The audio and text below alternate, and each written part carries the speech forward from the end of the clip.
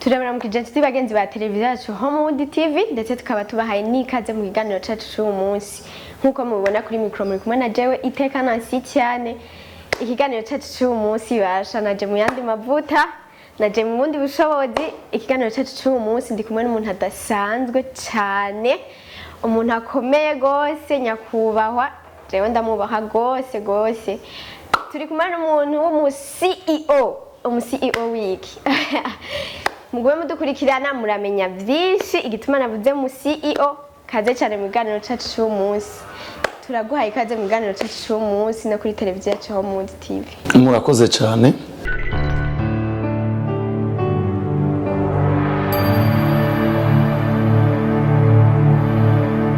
Ego nizeye ko mukomeye cyane. Nukuri Imana ishimwe ko twaramutse turi bazima gushika ya masaha.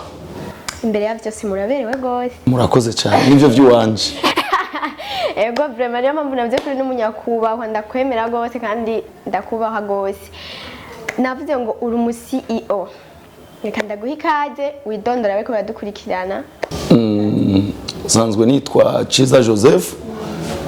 Nkaba ari jewe nashinze televiziyo Homewood TV. Ego Basha mwumvise igituma navuze ko ari umu CEO, ni CEO wa televiziyo yacu Homewood TV. Nyakubahwa, mbega Homewood TV kubatayizi wowe basigura mu Kirundi? Homewood TV mu Kirundi umva ko ari muhira. Wood nawo ni bisigura yuko ari imbaho, ni ibintu by'ibibaho, ibiti. Tuvuze Homewood umva urabona yuko no kuri logo ya Homewood ari akantu k'akazu kari hejuru, hanyuma nakazu k'ibiti kaboneka k'ibiti. Home wumva ko ari muhira, numva ni Homewood TV. Ego mbega iyi design yo ngaho mwarisunze izina giyo nzayane. Iyi design twisunze gukora mu bintu vy'ibiti kubera iyi televiziyo nayo iri muri iyo domaine. Ego uvuze ngo Homewood igiti, mbona design mbona bijanye n'ingene televiziyo yanyu yitwa. Mbega mwimviriye gute gushinga televiziyo? Iyi televiziyo mu kuyishinga nuko twasanze mu Burundi hari ibintu bitameze neza, ugasanga abantu bari muri secteur culturel badahabwa amateleviziyo n'amaradiyo bikwiye. Tuca turiyumvira kuko hari mu 2018 hari mu kwezi kw'icenda itariki 26. Mbere yo munsi nariko ndahimbaza umunsi navukiyeko. Amandi yumvira eske none ko nsanzwe nkora ibinabiriya kubera iki ushobora kumenyekanisha ibikorwa vyanje nikihe. Cavuga ati okay, reka rero muri kintu natangure kuri YouTube buke ariko mu migambi yacu turifuza yuko yoba televiziyo classique abantu bakorekerikirana ku mateleviziyo hirya no hino akaja no muri Star Time canke muri Tele 10. Ndumva urafise igikorwa kinini gose. Mbega wavuze ko yimviriye guhera mu 2018 ukaba uyishizeho mu 2022. Ico gihe kuva ndayishinga nabanje kwanza kwiruka kugira ndabe ko mbega abantu bovyifatamwo gute, na cyane uno munsi ngeze kuri YouTube umva nayishinze kuva kuri YouTube niyo twatanguriyeko. Tukaba tugeze ku banywanyi ibihumbi 200. Mbere mbona bako baraduga cyane ubu gose. Urumva yuko duhagaze neza, nace mvuga ati okay ko tugeze muri ico gitigiri, reka rero twarashira ko ibindi bikorwa, reka rero dukore igaragaze, tugire biro, tugire n'ibindi, nitube nk'ama TV online atagira usanga akorera mu muyaga. Rero twace dushinga nk'ahantu mubona nka kugira ngo televiziyo yacu igire inguvu, igire aho ihagaze. Mbere tukaba twarandikiye n'igisata kijejwe kumenyesha makuru, gisata kijejwe gucungera ibimenyesha makuru sense. Ego naho nyene turindiriye inyishu kuko vuba turifuza yuko ni televiziyo ikomera, na cyane ni televiziyo ishobora guha ijambo abantu bose bifuza kurihabwa, na cyane abantu bari muri secteur culturel. Ego mbega nyene tukiraho televiziyo yawe izokwakira bose canke hari haba mutazokwakira muzomenyekanisha ibiki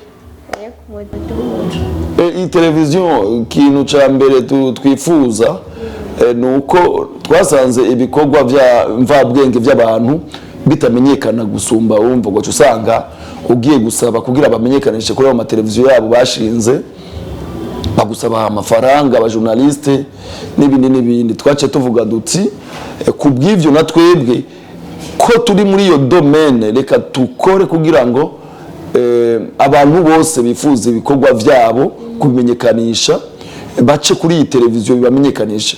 Ndagenda kumenyesha ikintu kimwe kugira tuyishinge bujya mu Buhindi kijya kintu kimenyekanisha ibintu byo mu Buhindi amafilme n'ibindi n'imiziki yitwa Bollywood. Turaraba muri za Etats-Unis hariyo Hollywood. Turaraba muri Afrika dusanga hariyo Nollywood z'aba Nigeria za Ghana n'ahandi. Turavye muri iki gihugu kigaramye gagufi mu Rwanda hariyo Hollywood. Turavuga duti none twebwe mu Burundi gute ko umenga iki gisata kidaserutse canke abashobora kumenyekanisha amafilme n'ibindi. Tusha tuvuga duti reka rero dushinge tugire Homewood iwacu wood ego urumva yo cazananye ego mbere iyi Homewood TV vuba mu byo igiye gukomeza mu bishobora kudandazwa amafilme. Urabona ko ari amafilme menshi abarundi basigaye bakina canke imiziki batinjiza amafaranga bitadandazwa. Mu mbere na mbere tuko turasaba yuko nka leta yadufasha kugira ngo ibikorwa byo kuri YouTube bimenyekane gusumba kugira ngo biriwe. Ikindi naco tugiye gukora vuba tugiye gushinga gukora kugira ngo site web tugire site web. Iyo site web izoba ariyo kudandaza ibikorwa mvabwenge by'abantu.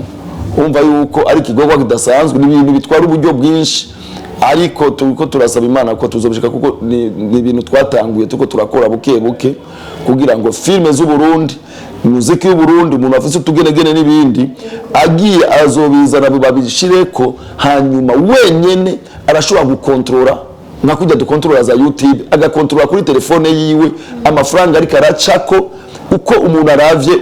Urabona usohoye ikintu no munsi aho nyene filme yawe cyangwa umuziki wawe uca usanga mu studio wagutanzeyo ariko umuntu azoca kuri iyo site azorabira kuri telefone canke abishire kuri wifi kuri televiziyo. Urabona ko ama televiziyo yubasigaye afise ama smart ama wifi n'ibindi ayirabe ko atayiteresharja niko izoba imeze iyo site. Urumva rero vuba nayo nyene tuko tubaduhejeje iki gikorwa cha televiziyo niyo site web izoba ihari nayo nyene tuko turifuza yuko nayo nyene yoba overtime hamwe n'ibindi kugira ngo ibikorwa umuziki wawe kumwa kuvuga ati winjijaya nakoze kuko ibi ni ibintu twasavye cyane leta na cyane gisata kijejwe ibikorwa mvabwenge by'abantu gucungera ibikorwa mvabwenge obedeya turayibusaba ati nyabu nakora ikintu cyo tuma abari muri cinematographique abartiste n'abandi kugira ngo bacungege ibintu byabo canke bidandazwe canke haze ikigo gishobora gukora iki gikorwa kigira kidandaza ibikorwa mvabwenge ariko vyaranse. Umva rero mu gihe vyanse canke batabona ingene iyo biriko biraja twashimye ko natwe gwe twovyikorera kugira ngo ibintu bigende neza. Ego mbega muri Homewood TV ushaka ikiganiro canke kumenyekanisha ibyiwe hasabye iki kugira kugira ngo uronke ikiganiro n'ukuri ubwa mbere na mbere ubufise ibikorwa turagufasha aho ugeza kugira ngo tumenyekanishe ibikorwa by'iwawe na cyane n'amafaranga bisaba tuko turatanga kugira ngo wa muntu nawe amenyekana abiboneke. Eske ari abantu uno munsi ugasangana muri rimvye indirimbo yarayisohoye ariko nta numwe ariko arayipromotinga nta numwe ariko aramufasha kuri ivyo rero turavuga duti ko tuko turatera intambwe twageze gutera intambwe ya mbere reka dufasha abo bantu kugira ngo ibikorwa byabo bimenyekane. Ego mbega numvise ikintu cyo gufasha abantu bakina amareresi mu Burundi mbega Homewood TV uyituye bari ko barasohora nk'ireresi bari kuri tera mwogenda mukabasangaho mukamenyekanisha ibikorwa bariko barakora. Nukuri ico gikorwa baturiye akara twebwe nta ngorane kandi mwarabonye ko ariyo ibikorwa bimwe bimwe tweruka gukora kuri za Leopold abaririmbyi baje n'ibindi no mu mashengero mbere n'umuntu wese afise irerese akiragira lancement aratwandikira ndibaza yuko atangorane. Ikindi naco twe tuko turakora cyane nuko nko gushaka publicité namara make cyane kugira ngo tumenyekanishe ibikorwa vyiwe ma publicité kandi barabibona bikorwa bimaze iminsi biyaca umva twatanguranye umuvuduko mudasanzwe kugira ngo twereke yuko Homewood TV itaje kwicara ije guhindura ibintu cyane cyane. Yego barundi kazi muravyumva ko Homewood TV ije ari inyishu ku barundi nkuko yabivuze ati ni Homewood ni wacu muravyumva yajazanye inyishu ku bakinyi b'amareresi ku baririmbyi abantu bafite ndetse impano zitandukanye kaze cyane bazobakorera ibiganiro vyiza ntacyo yabasavye nta mahera yabasavye abari ku matere mwegere Homewood TV ibamenyekanishirize ibintu vyanyu. Mbega Homewood TV yo iherereye hehe abashaka kuyitura babasanga? Ego Homewood TV iherereye muri commune Ntahangwa mu gisagara ca Bujumbura muri commune Ntahangwa mu Kamenge zone Kamenge ikaba iherereye ku G11 ku zero ya mbere muri quartier Twinyoni ku nimero 50 zijya za Zubu. Ego hama ahantu hitwa iwabo wabasigaye niyo dukorera. Mbega muri Homewood TV nta bindi bikorwa mwa muhakorera nta bantu muri abo muvuga ati muko murasupportinga kuba menyekanishiriza ibikorwa byabo ntimwo bafata amasanamu bariko barakina izo filme cyangwa izo ndirimbo zabo? Muri Homewood TV dukora ibikorwa byinshi kuko ubwa mbere na mbere ni maison de production. Ego nkushaka kugira ngo indirimbo yiwe tugende tumufatira amasanamu tuyikore muri Homewood TV turabishoboye, ari filme arazana tukabikora, ari documentaire n'ibindi byinshi umva uko dushoboye turashobora kubafasha. Ego cyane kandi nizera neza ko vyokoroha cyane iyo umuntu umukoreye wewe nyene igikorwa ukaba ufite na televiziyo kiroroha gushika hanze kiroroha ko abantu bakimenya. Nibaza nyene ko ari nakaryo kandi ko gufasha abantu babituye ngo mubafashe gukora iyo filme cyangwa iyo ndirimbo kuri televiziyo gica gicako vyoroshe umakanyi sase kuko indirimbo twifuza yuko dubafasha ubwa mbere na mbere abo bantu bashobora gusohora indirimbo ugasanga mbere muri no minsi yoho mu ntango turi muri promotion muri promotion mu gihe abazotwitura bose yaba n'ama publicité turi muri promotion nk'ubu tugitangura umva turarondera abantu dutangurana babona ibikorwa tumva turi mu muvuduko muri uwo muvuduko twatanguye ni ngombwa ko tujana nabo turi kumwe.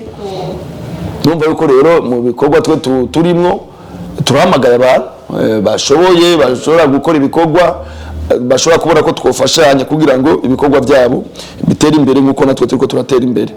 Hari ikintu nabonye muri Homewood TV mutigeze musiga inyuma kandi nabonye ari ciza cyane mwarazanye umuvuga butumwa abwira ijambo ry'Imana abadukurikira afashe imitima y'abantu benshi sengera abantu benshi kabisa binangira ndagushimire ko ico gikorwa mwakoze igikorwa ciza gose.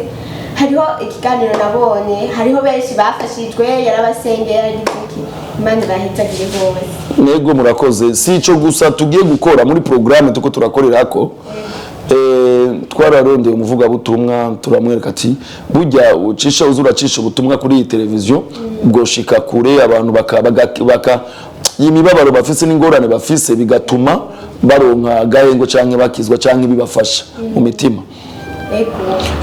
Buri muntu mbere nyene tuko turarondera tuko turavugana n'abavuga butumwa batandukanye yaba abaislam n'abandi na cyane urazi ko abantu bafise imico itandukanye mu vy'amadini ariko Homewood TV ntabikumira ico ni cyambere ntigeze irabidini kana oya uwari we wese mbere turabwira n'abantu bose bifuza yuko boza baracisha ko ubutumwa bwabo nagenda bamenyesha ikintu kimwe vuba turatangura gukora live live umva biboneka umva tuko turabifata ngaha amasanamu uyo mwanya nyene biriko biraca kuri YouTube na Facebook umva vuba nk'ivyo biganiro hariho n'ikiganiro vuba naco kigira gitangure ca baza muganga inyishu ku baganga urabona ko ari indwara zitandukanye ibikorwa bitandukanye umva vuba abaganga umuganga nawe arashika ngaha kugira ngo abamenyeshe ibikorwa ingorane zihari indwara zihari zikibituma n'umuti vyotorerwa kugira ngo izo ndwara zihere. Urumva nuwo kwandika nko muri commentaire kuri page yanyu kuvuga ati Jeff indwara iyi murashaka kumubariza uwo muganga akagisha. Ego vuba nawe uwo muganga azoba atanga ibiganiro ngaha ivyo biganiro bigira bitangure mbere muri commentaire barashobora kuca babaza ati mbega ingwara kanaka yovugwa gute yoterwa umuti gute mbega yo kingirwa gute urumva yuko ari gikorwa kigiye gutangura vuba. Ego ama ibikorwa ni byinshi muri Homewood TV turiko turakora kugira ngo ibikorwa by'abantu bimenyekane urumva yuko rero abantu bose bahawe kaze mbere abadandaza n'abandi urumva yuko nukuri utazo muri ntahangwa televiziyo zihari ni nkeyi rero iyo iracakora bavuga televiziyo ya linye iracegereye abene igihugu gose cyane umva rero ufuza yuko ikintu ciwe yo kimenyekanisha canke akavuga kugira ngo tuje kugikorerako umva nakanye sase tuba twashitseyo. Barundi kazi mwavyumvise muri Homewood TV tugiye no kuba bakirisuko yere tugiye kugira amagara meza biciye kuri televiziyo yacu Homewood TV mugume mudukurikirana mbega nyakubahwa Homewood TV kuri YouTube nyene ni Homewood TV ko nyene wanditse uhita ubona. Ego wandika gutyo nyene Homewood TV. Ego ikiganiro murashaka gutumira abantu kuraba ibiganiro cyangwa akajambo nyene kubakunzi banyu.